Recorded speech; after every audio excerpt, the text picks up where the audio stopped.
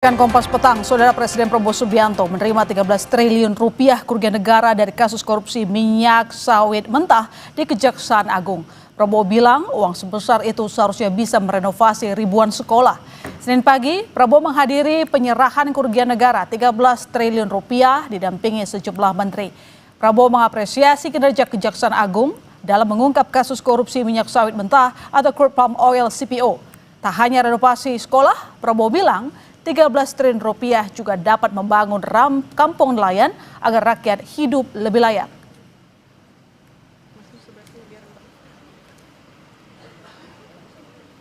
Rp13 triliun ini kita bisa memperbaiki renovasi 8.000 sekolah lebih. Kalau satu kampung nelayan kita anggarkan 22 miliar, jadi 13 triliun ini berarti kita bisa membangun 600 kampung nelayan. 5 juta orang Indonesia bisa hidup layak. Sementara itu, Jaksa Agung Burhanuddin mengungkap 13 triliun rupiah kerugian negara dari korupsi minyak sawit mentah diperoleh dari 3 perusahaan yang terlibat. Di antaranya PT Wilmar Group, PT Musim Mas, dan PT Permata Hijau Group. Setelah diserahkan kembali ke negara, uang senilai 13 triliun rupiah ini akan dikelola Kementerian Keuangan. Kerugian negara sebesar 13 triliun 255 miliar. Total kerugian perekonomian negara itu 17 triliun.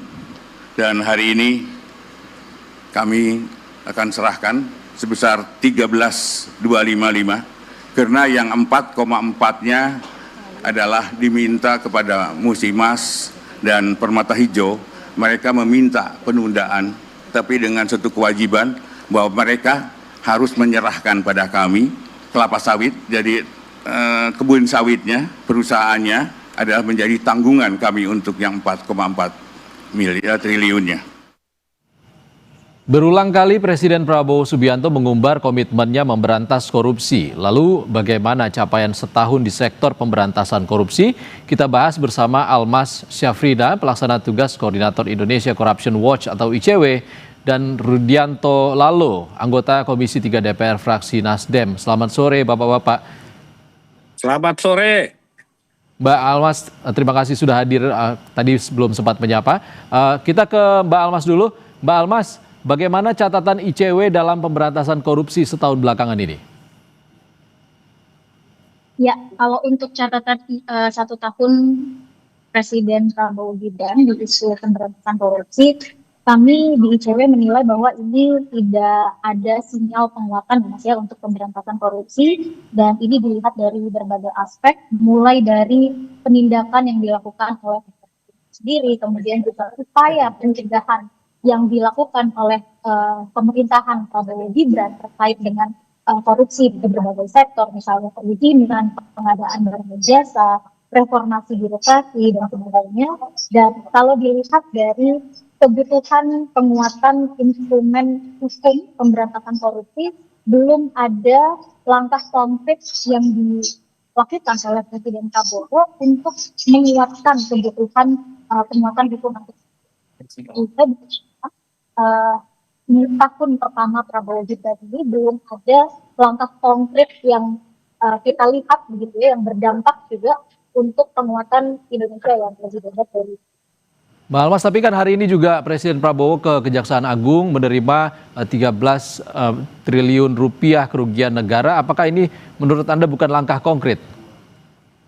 Ya, kalau bicara soal korupsi yang ada di Indonesia di berbagai sektor, kami meyakini korupsi itu ada jauh lebih besar dari yang sekarang ini tingkat.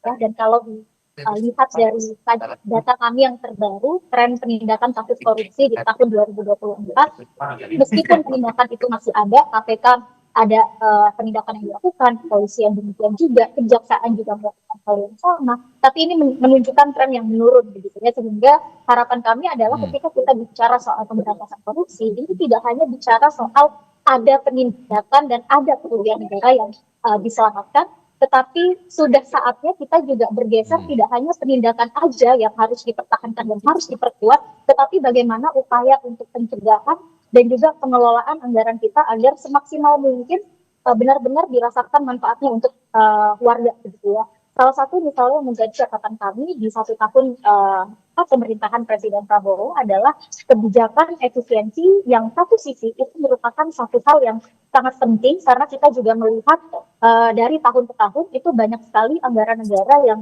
digelontorkan dengan satu tidak tepat prioritas, kemudian juga ada bocor begitu ya kalau pakai bahasa Pak Prabowo di isu korupsi dan sebagainya. Oke, Tapi di intinya sisi lain, poinnya maksimal pencegahannya pemanfaatan masih lemah ya, publiknya kurang. Mbak Almas ya. Mbak Almas, kita ke Bang Rudi dulu. Bang Rudi, tadi hari ini Presiden Prabowo menerima 13 triliun rupiah lebih terkait dengan sitaan yang diserahkan oleh Kejaksaan Agung. Dan ini bisa dialihkan untuk pembangunan. Apakah menurut Anda ini pantas?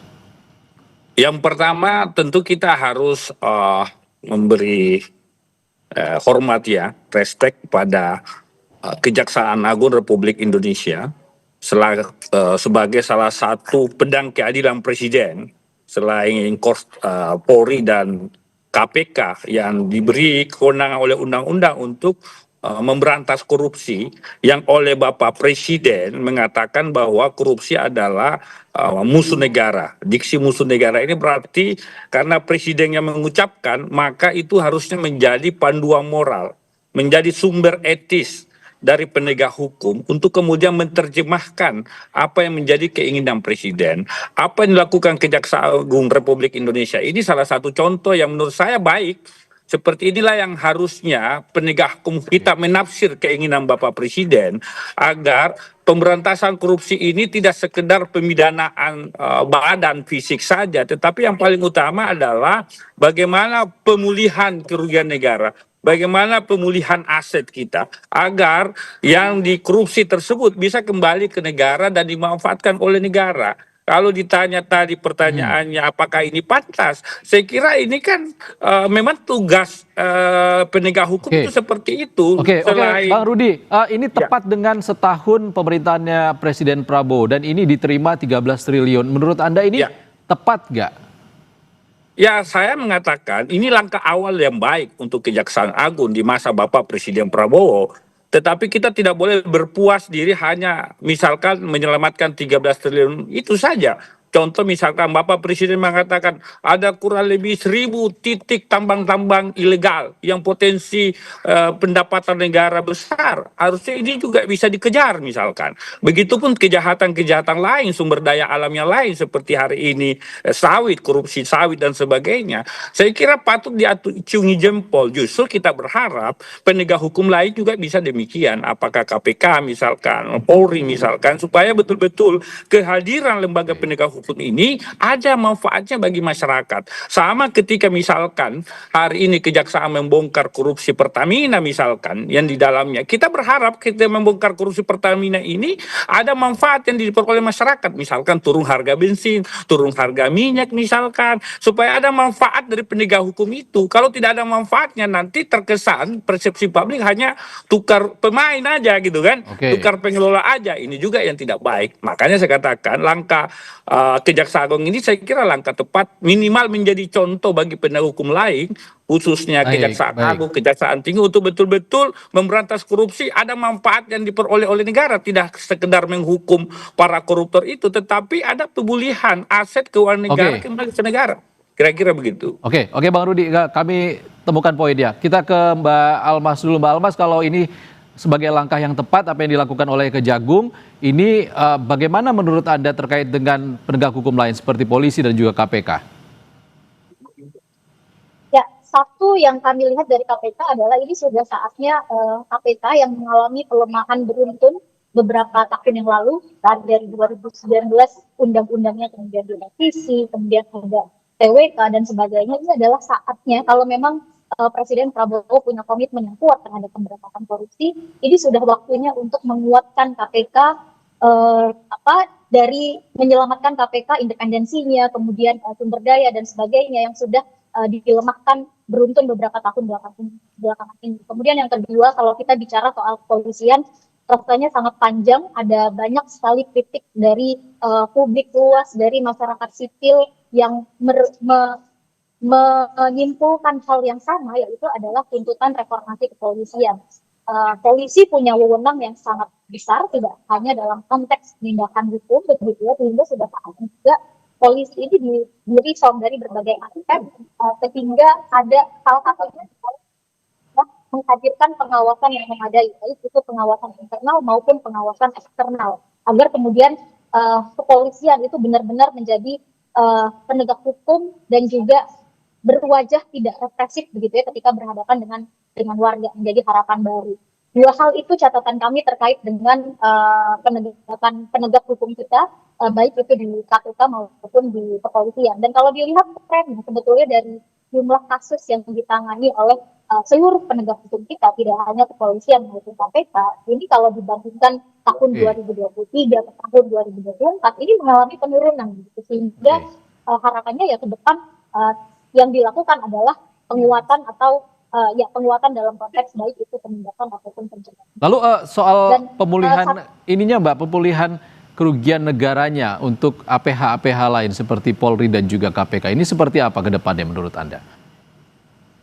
Ya, salah satu alasan kenapa ICW konsisten sejak lama mendorong agar undang-undang perampasan aset itu segera dibahas di DPR adalah karena kami melihat penindakan hukum korupsi itu tidak hanya bicara soal memenjarakan orang begitu ya. Ada dua aspek lain yang penting di situ. Satu adalah pemulihan kerugian negara, yang kedua adalah terkait dengan kerugian korban.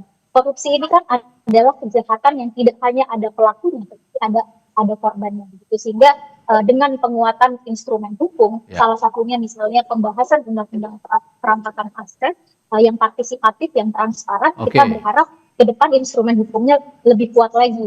Oke, Mbak Almas. Demikian juga misalnya Mas terkait dengan pengenaan pasal pencucian uang yang sampai saat ini juga. Oke, Mbak Almas, kita potong dulu karena ini undang-undang perampasan aset yang tadi Anda sebutkan ini kita lempar ke Bang Rudi. Gimana Bang Rudi undang-undang di sana?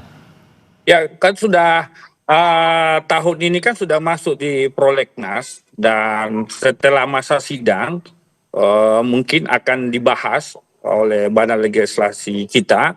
Dan itu sudah masuk kemarin sebelum masa sidang reses.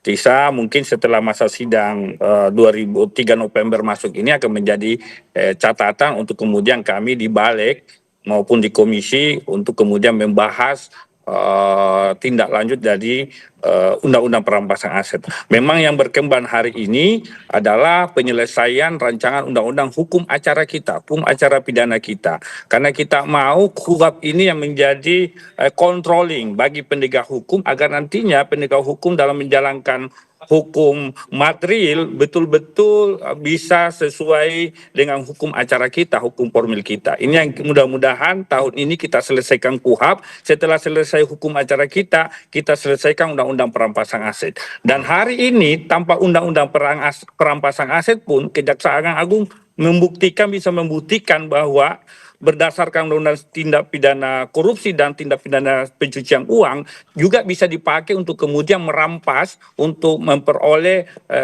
pemulihan kerugian negara tadi. Oke, Bang Rudi, tapi soal penegasannya bagaimana undang-undang perampasan aset ini untuk segera disahkan? Seperti apa penegasan Anda?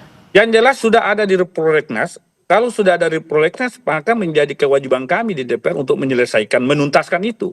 Memang hari ini yang mau dituntaskan lebih awal adalah hukum acaranya, Pak. Hukum acara pidana kita yang nantinya bisa menjadi relnya, jalurnya, agar tidak ada nanti penyimpangan atau penyalahgunaan kewenangan oleh penegak hukum ketika undang-undang perampasan aset ini lahir. Kan itu yang kita mau. Ada controlling lah. Betul-betul hukum acara ini nanti bisa mengontrol kejaksaan, KPK, polisi untuk tidak kemudian semena-mena tanda petik ya. Karena kewenangan yang begitu besar diberikan oleh undang-undang. Kira-kira begitu. Baik, terima kasih anggota DPR fraksi Nasdem Rudianto Lalu dan juga Almas Syafrina PLT Koordinator Indonesia Corruption Watch sudah berbagi bersama kami di Kompas Petang. Terima kasih.